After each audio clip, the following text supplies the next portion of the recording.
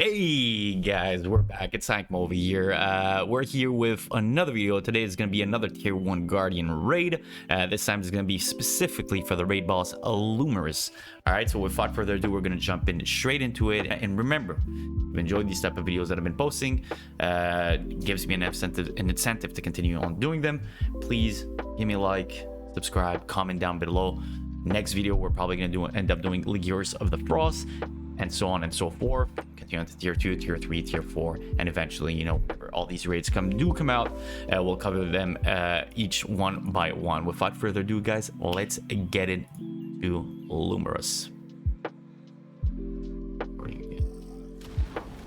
Okay, so he does his blue, he turns blue and then does the charge, right? Leap in does a AoE attack in front of him, about 50 degrees in terms of area damage, right? He does also this breath attack, which also does damage in front of him, so do not stand in front of him. This attack, he does a little orb over here, a little orb over here, and then he does like a circle, like the radius of his attack is literally half a circle in front of him, so do not stand, right? The best positioning, I would say, is definitely in his tail, because he also does two of his attack where he starts to charge up and attack, and he does AoE damage literally all around him, besides if you're behind his tail and standing behind him, right? So make sure you always either on the side and never in front, either in the side or near his tail, so you could always rotate back towards his tail so you don't take the damage when he does it, right? Okay, so he does this little charge, so you see, stand behind him, right behind his tail, and you should not take any damage from him.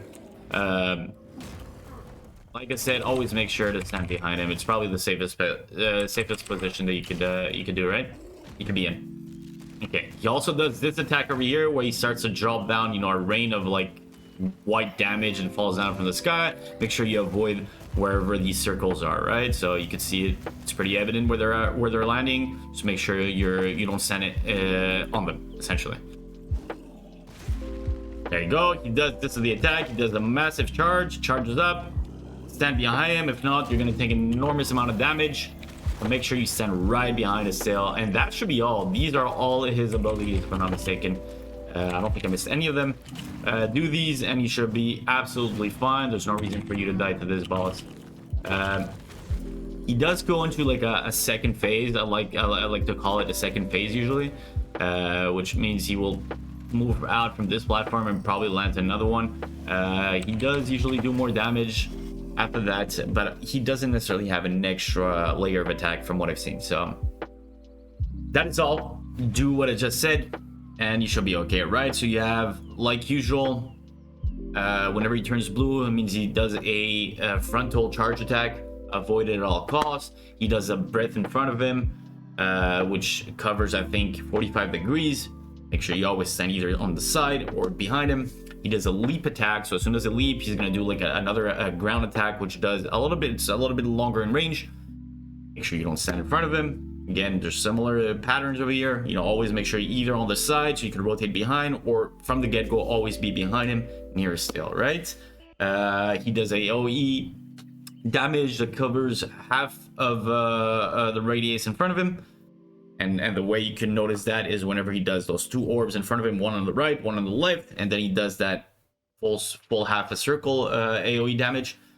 Second phase, quote unquote, you know, he starts to shoot these beams from the sky. Make sure you don't stand on the circle wherever they're landing. There's the AoE that is literally around him completely, and the only safe spot is on his tail. And then there is the huge AoE blast, and the only safe spot is behind his tail. Do those and it should be okay. Without further ado, guys, if you've enjoyed the videos that have been posted, I'm going to continue on doing the tier 1 bosses and eventually go on further. Please give me a like, subscribe, comment down in the section below. It means a lot. It gives me an incentive to continue on doing these videos. And yeah, without further ado, thank you very much. Have a good day.